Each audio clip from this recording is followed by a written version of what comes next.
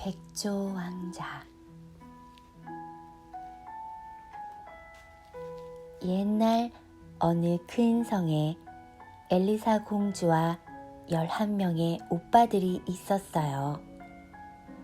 왕비가 병으로 죽자 왕은 새 왕비를 맞이하였어요. 그런데 그 왕비는 못된 마녀였어요. 왕자들과 엘리사를 쫓아내야지. 새 왕비는 왕자들에게 마법을 걸어 백조로 만들어버렸어요. 엘리사도 시골 농부의 집으로 쫓겨났지요. 15살이 되어 엘리사가 성으로 돌아왔지만 오빠들의 소식은 알 수 없었어요. 새 왕비는 여전히 엘리사를 쫓아낼 궁리만 했어요. 두꺼비 3마리로 엘리사에게 못된 마법을 걸려고 했지만 엘리사에게는 통하지 않았어요. 그러던 어느 날 새 왕비가 엘리사의 얼굴에 썩은 호두기름을 바르고 머리카락도 헝클어뜨려 놓았어요. 왕이 엘리사를 알아보지 못하게 해서 쫓아내려고요. 결국 엘리사는 성에서 쫓겨났어요. 더러워진 몸을 씻으러 호숫가로 간 엘리사는 우연히 한 할머니를 만났어요. 할머니, 혹시 11명의 왕자님을 못 보셨나요? 그러자 할머니가 대답했어요.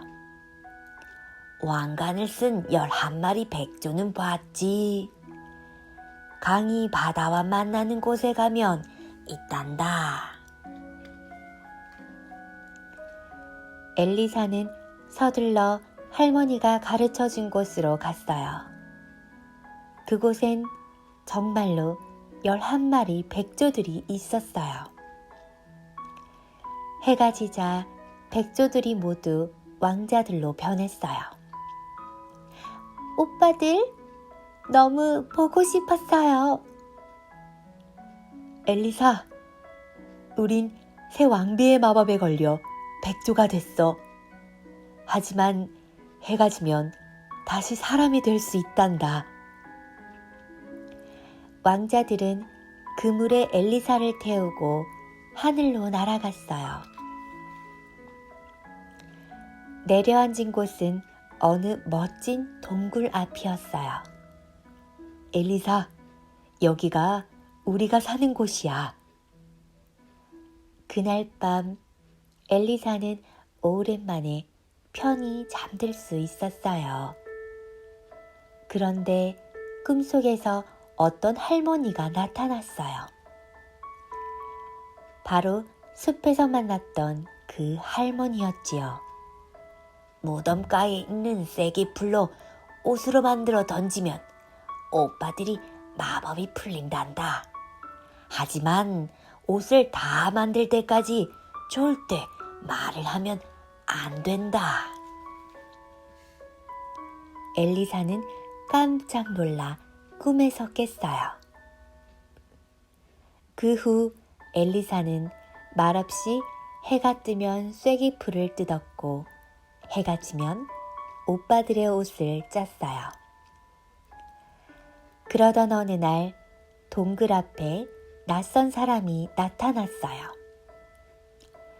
나는 이 나라 왕인데 아가씨는 누구시오? 하지만 엘리사는 말을 할 수가 없었어요. 아름다운 아가씨를 이런 동굴에서 혼자 살게 할 수는 없어. 왕은 엘리사를 성으로 데려가 왕비로 삼으려고 했어요. 그러자 대주교가 반대하고 나섰어요.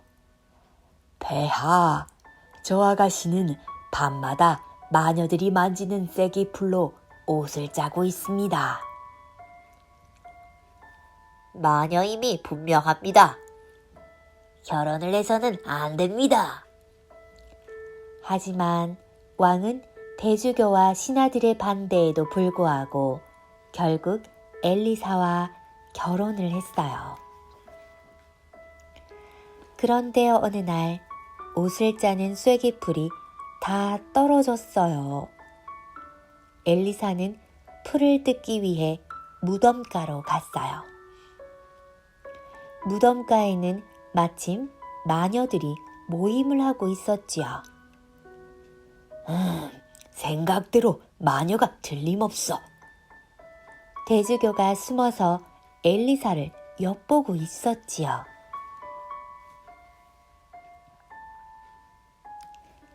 대주교는 당장 왕에게 달려갔어요. 폐하, 제 눈으로 똑똑히 보고 왔습니다. 왕은 차츰 엘리사를 의심하기 시작했어요.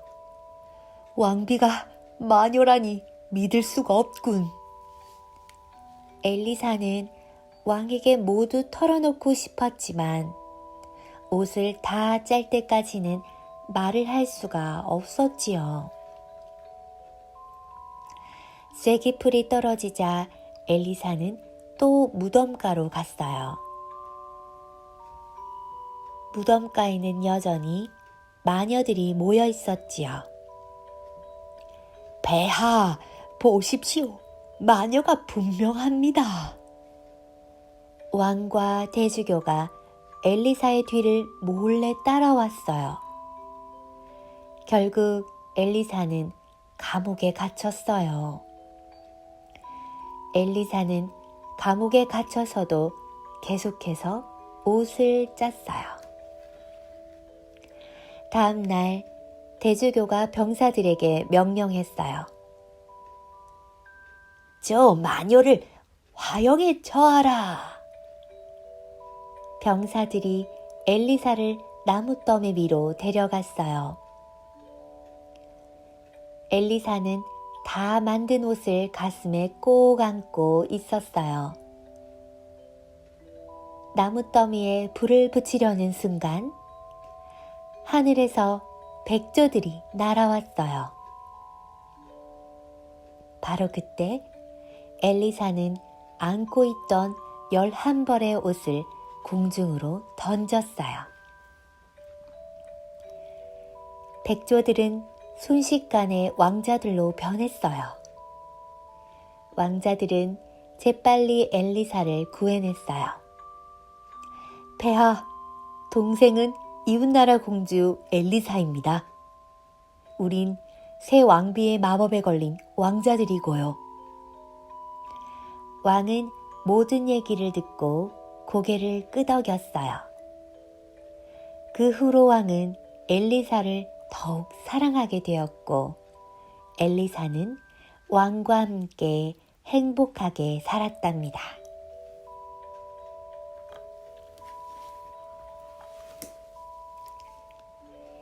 신데렐라. 어릴 때 엄마를 잃은 한 소녀가 있었어요. 아버지는 새어머니와 결혼을 했어요. 새어머니에겐 나이 많은 딸이 둘 있었지요. 아버지가 여행으로 집을 비우자 새어머니와 언니들은 소녀를 구박하기 시작했어요. 힘든 일을 시키고 잠도 부엌에서 재웠지요. 그래서 소녀의 옷에는 항상 부엌에 재가 묻어 있었어요. 언니들은 그런 소녀를 신데렐라라고 불렀어요. 신데렐라는 재 묻은 소녀라는 뜻이지요. 하루는 큰언니가 기뻐하며 외쳤어요. 왕자님이 무도회를 연대. 초청장을 보냈어. 두 언니는 무도회에 갈 드레스를 고르느라 정신이 없었어요. 시간이 되자 새어머니와 언니들은 무도회장으로 떠났어요. 나도 무도회에 가고 싶어. 신데렐라가 슬픈 표정으로 말했어요. 그때 갑자기 요정이 나타나 말하는 것이었어요. 정말 무도회에 가고 싶니? 내가 널 도와주마. 얼른 가서 늙은 호박 하나만 따오렴. 신데렐라는 요정이 시키는 대로 호박을 구해왔어요. 요정이 마슬봉으로 호박을 툭 치자 갑자기 반짝반짝 빛나는 황금마차로 변했어요. 요정은 헛간의 쥐들도 말과 맙으로 바꾸었어요. 정원에 있던 도마뱀은 초록색 옷을 입은 시종으로 변했어요. 12시가 되면 마법이 풀린다는 걸 잊지 마라. 그러면서 요정이 지팡이로 신데렐라의 옷을 톡톡 건드리자 신데렐라의 누더기 옷이 화려한 드레스로 변했어요. 신발도 예쁜 구두로 바뀌었고요. 신데렐라가 무도회장에 들어서자 모두 깜짝 놀랐어요. 저 아름다운 아가씨는 대체 누구지? 왕자님도 그만 신데렐라의 아름다움에 반했어요. 아름다운 아가씨, 저와 춤을 주시겠습니까? 신데렐라는 왕자님과 즐겁게 춤을 추었어요. 그러다가 문득 요정이 했던 말이 생각났어요. 12시가 되면 마법이 풀린다는 걸 잊지 마라. 신데렐라는 12시가 되기 전 얼른 집으로 돌아왔어요. 새어머니와 언니들도 집으로 돌아왔어요. 왕자님과 춤을 춘 그 예쁜 아가씨는 누굴까? 왕자님은 그 아가씨한테 반한 것 같아. 언니들은 질투가 나서 투덜거렸어요. 왕자님은 신데렐라를 잊을 수 없었어요. 그래서 다시 무도회를 열었어요. 이번에도 요정의 도움으로 신데렐라는 무도회에서 즐거운 시간을 보낼 수 있었어요. 그리고 마법이 풀리기 전에 집으로 돌아왔어요. 그런데 왕자님은 12시가 되기 전에 사라져버리는 신데렐라가 너무 궁금했어요. 그래서 또 3번째 무도회를 열었어요. 요정이 신데렐라를 예쁘게 꾸며주며 말했어요. 이 유리구두는 선물이란다. 12시가 지나도 변하지 않지. 이번에도 요정의 도움으로 신데렐라는 무도회장에서 즐거운 시간을 보내고 있었어요. 그런데 땡 하고 12시를 날리는 첫 번째 종이 울렸어요. 신데렐라는 깜짝 놀라 정신이 번쩍 들었어요. 안 돼, 빨리 돌아가야 해. 신데렐라는 급히 계단을 내려왔어요. 그런데 너무 서두르는 바람에 구두 한 짝이 벗겨지고 말았어요. 하지만 신데렐라는 구두를 줍지 못했어요. 잠시 후 왕자님이 구두를 집어들었어요. 이 유리구두만 있으면 다시 만날 수 있을 거야. 다음 날 신하들이 마을로 내려와 외쳤어요. 무도회에 초대되었던 아가씨들은 모두 궁전으로 모이시오. 유리구두의 주인을 찾고 있소. 아가씨들이 궁전으로 몰려왔어요. 하지만 구두가 발에 맞는 사람은 아무도 없었어요. 안 되겠다. 내가 직접 마을로 내려가야겠다.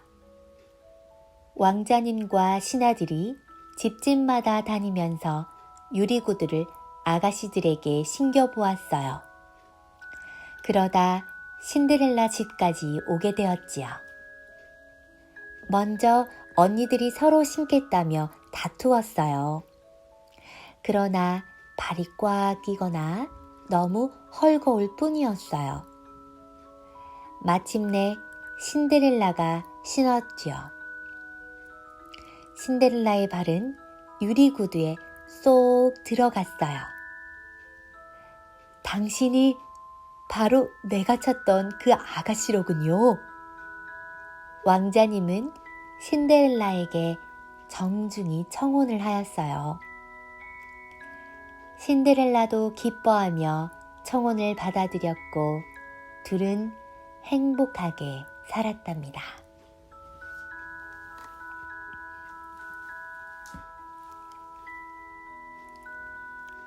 잠자는 숲속의 공주. 옛날 어느 왕국에 왕과 왕비가 살았어요. 둘은 늘 아기가 없어 걱정이었는데 드디어 왕비가 예쁜 공주를 낳았답니다. 왕은 성대한 잔치를 벌이고 공주를 축복해줄 7 요정을 왕궁으로 초대했어요. 요정들을 위해서는 화려한 금그릇을 준비했지요. 그때 초대받지 못한 늙은 요정이 나타났어요. 감히 날 빼놓다니 이 괘씸한. 왕이 서둘러 늙은 요정의 자리를 마련했어요. 여봐라, 어서 은그릇과 음식을 내오너라. 금그릇은 7개밖에 없었거든요. 은그릇을 받은 늙은 요정은 더욱 화가 났어요. 요정들이 차례로 축복의 말을 전할 때였어요. 지혜롭고 현명한 공주님이 될 거예요.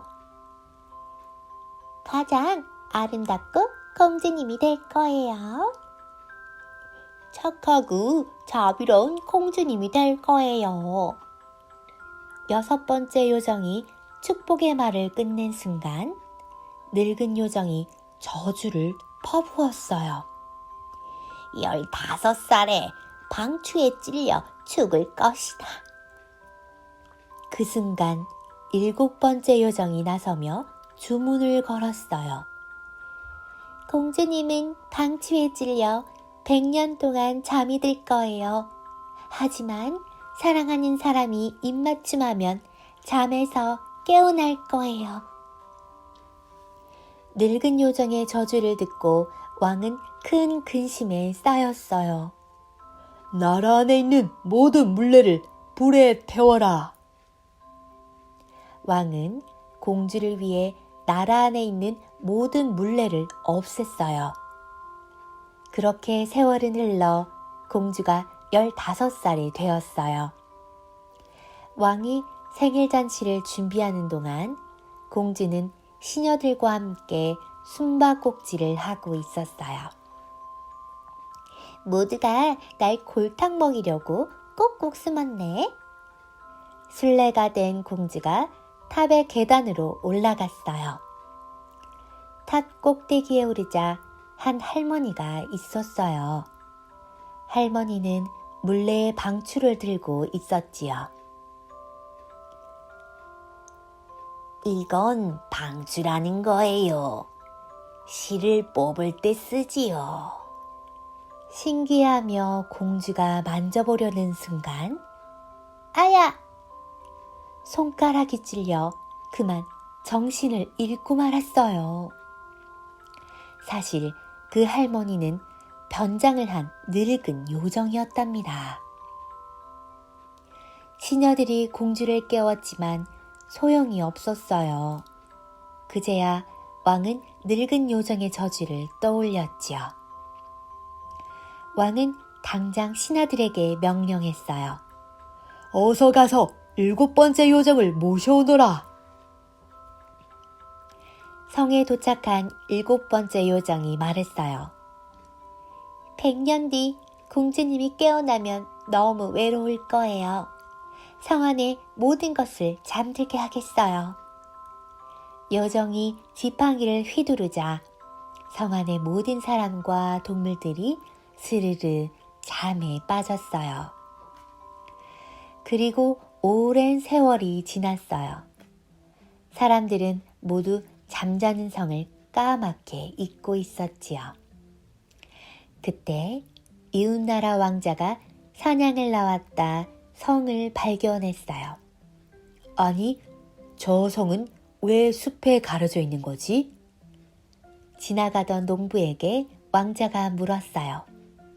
저 성 안에는 마법에 걸린 공주님이 잠들어 있답니다. 왕자는 호기심이 무척 많은 사람이었어요. 그렇다면 내가 저 성으로 들어가 봐야겠다. 신하들이 말렸지만 왕자는 용감하게 숲으로 들어갔어요. 왕자는 혼자서 커다란 성문 앞까지 갔어요. 성 안으로 들어간 왕자는 더욱 놀랐어요. 아니, 이럴 수가. 모든 게 잠들어 있잖아. 시간이 멈춘 듯 보초를 서던 병사도 잠들어 있고 물고기도 시종도 고기 굽던 요리사도 잠들어 있었어요. 왕자는 탑 꼭대기 방까지 올라가 보았어요. 그곳에서 아름다운 공주가 잠들어 있었지요. 왕자는 공주를 보고 첫눈에 반하고 말았어요. 그래서 자기도 모르게 공주에게 입을 맞추었지요. 바로 그때 공주가 살며시 눈을 떴어요. 당신이 나의 마법을 풀어주셨군요. 성 안의 모든 것들이 마법에서 풀렸어요. 왕과 왕비는 제일 먼저 공주에게로 달려왔어요. 오, 나의 공주가 잠에서 깨어났구나. 공주 옆에는 공주를 구해준 늠름한 왕자가 함께 있었어요. 왕은 신하들에게 명령했어요. 공주와 왕자를 위한 성대한 잔치를 열어라. 공주는 7 여정의 축복을 받고 왕자와 결혼하여 행복하게 살았답니다.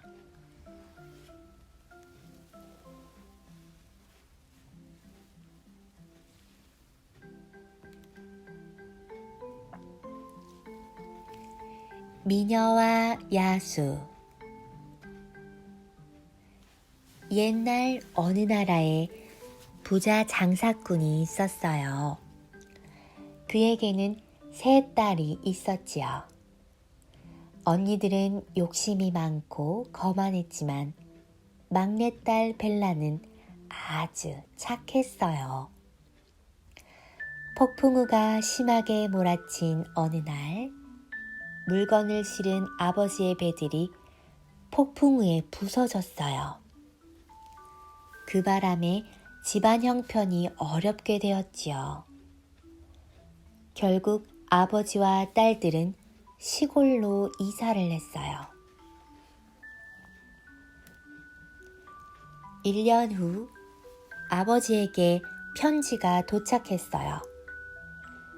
폭풍우에 부서진 배 가운데 한 척이 무사히 항구에 도착했다는 내용이었어요.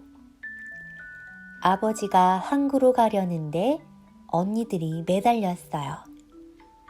아버지, 새 외투와 구두가 필요해요.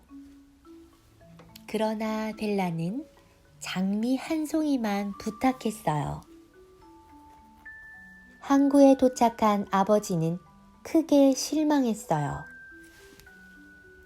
선원들 품삯을 주고 나자 한 푼도 남지 않았거든요. 아버지는 힘없이 집으로 향했어요. 산길에 들어서자 눈보라가 몰아쳤어요. 이런, 길을 잃었구나.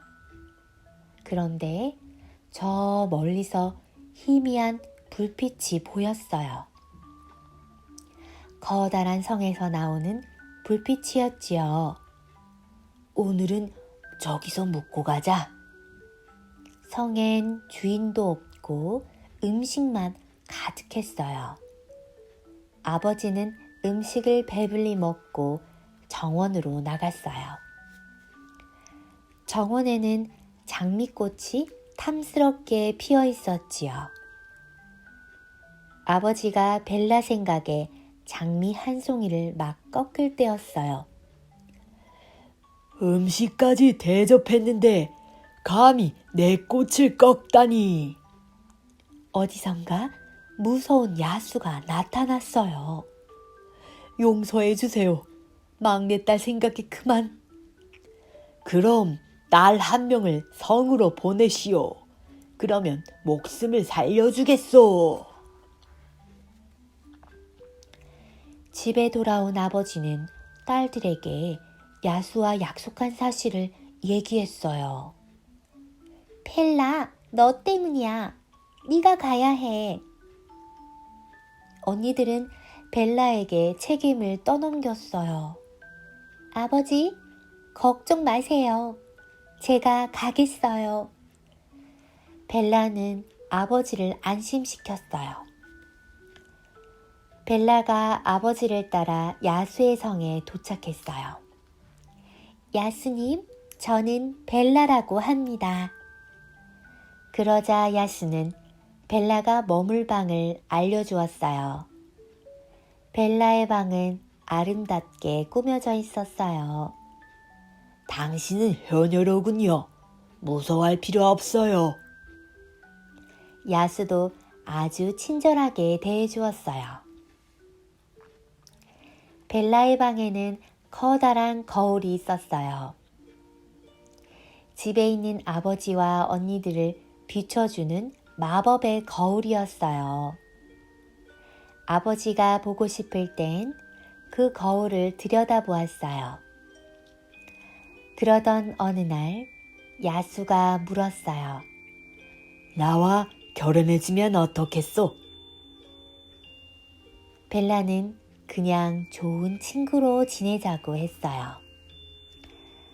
하루는 야수가 외출을 했다가 늦도록 돌아오지 않았어요. 오늘은 야수님이 늦으시네. 벨라는 자기도 모르게 친절한 야수를 좋아하고 있었어요. 하지만 야수와 결혼은 할 수가 없었어요. 거울에 비친 아픈 아버지를 보았거든요. 다음 날 야수가 벨라에게 또 청혼을 했어요. 야수님, 병든 아버지를 두고 결혼할 수는 없어요. 그러자 야수가 부드러운 목소리로 말했어요.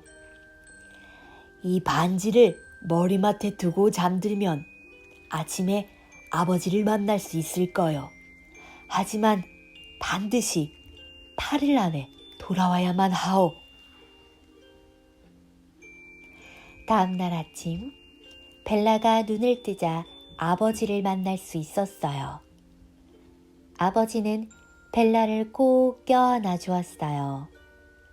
하지만 두 언니는 벨라가 행복한 것을 시샘했어요. 첫째 언니는 돈이 많은 남자와 둘째 언니는 잘생긴 남자와 결혼했지만 둘 다 행복하지 않았거든요. 우리 벨라를 돌아가지 못하게 하자. 두 언니가 일을 꾸몄어요. 벨라, 병든 아버지를 두고 혼자 가지는 않겠지. 벨라는 그 말을 듣자 돌아갈 수가 없었어요. 그런데 그날 밤 꿈에 야수가 쓰러진 것이 보였어요. 야수님에게 무슨 일이 생긴 게 분명해.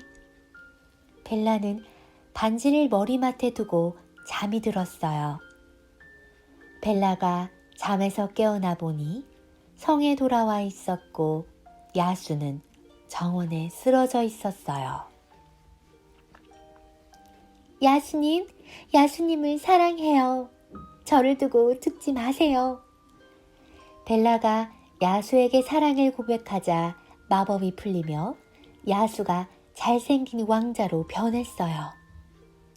고맙소. 당신의 사랑이 나의 마법을 풀었소. 벨라는 사랑하는 왕자님과 결혼해서 행복하게 살았어요.